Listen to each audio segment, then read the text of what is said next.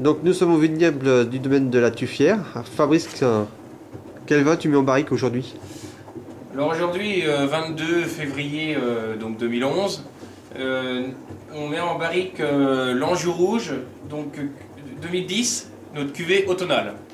Notre cuvée automnale, en fait, c'est un vin issu de parcelles où les raisins ont la maturité maximale. À la vinification, on cherche à élaborer un produit de garde, donc on a une extraction un petit peu plus importante à la macération. Et donc le vin va être vieilli en barrique de l'ordre de 7-8 mois. Alors quels sont les bois que tu utilises pour cette barrique-là, Alors les barriques sont exclusivement en chêne.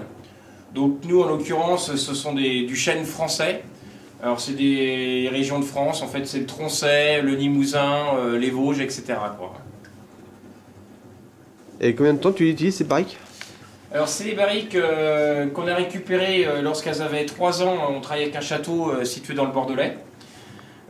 Donc c'est des barriques qui sont fabriquées en France, hein, parce que les tonneliers en France sont situés sur la zone bordelaise et la zone Cognac. Donc elles ont 3 ans d'existence, hein, ces barriques-là déjà. Et nous on va les conserver, on va les utiliser pendant 3 ans. Donc elles auront été utilisées au total pendant 6 ans. Combien de temps le vin va vieillir en fût? Alors là donc on est au mois de février et ce vin-là va être mis en bouteille au plus tôt fin novembre. Donc ça veut dire qu'il aura vieilli 9 mois en barrique. Et t'as d'autres vins qui vieillissent en barrique aussi? Alors non, en vieillissement pour les vins rouges, c'est exclusivement notre cuvée automnale. Par contre, on utilise d'autres barriques, alors on va peut-être se rapprocher.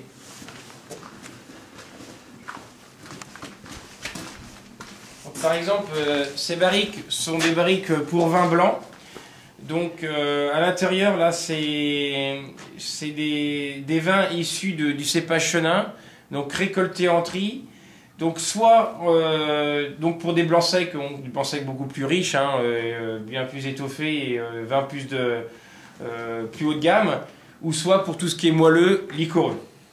Voilà, donc là le principe est complètement différent pour le blanc. En fait, on récolte le raisin qui est immédiatement pressé et très rapidement derrière, c'est-à-dire sous 2 jours, le vin est placé en barrique et donc là la fermentation va avoir lieu en barrique.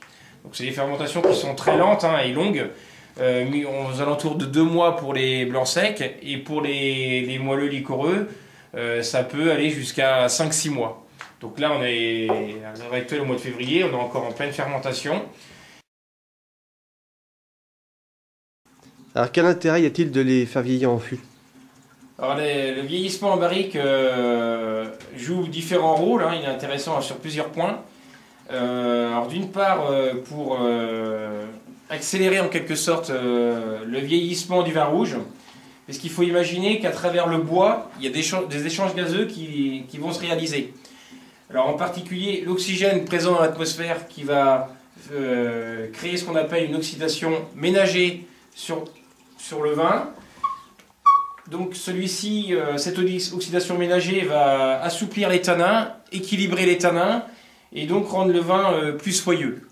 Et ça va aussi avoir un rôle sur la stabilisation de la couleur des vins rouges. Voilà, donc ça c'est un premier intérêt. L'autre intérêt principal, c'est évidemment le côté aromatique. Alors c'est pas dans le but d'amener un goût de bois au vin, hein, c'est dans le but de compléter la gamme aromatique. Alors en particulier sur les barriques avec lesquelles on travaille, c'est pour amener une sensation de vanillé au vin rouge, quoi. Donc qui va compléter la gamme fruits rouges, fruits noirs naturels, issus de nos vins, quoi.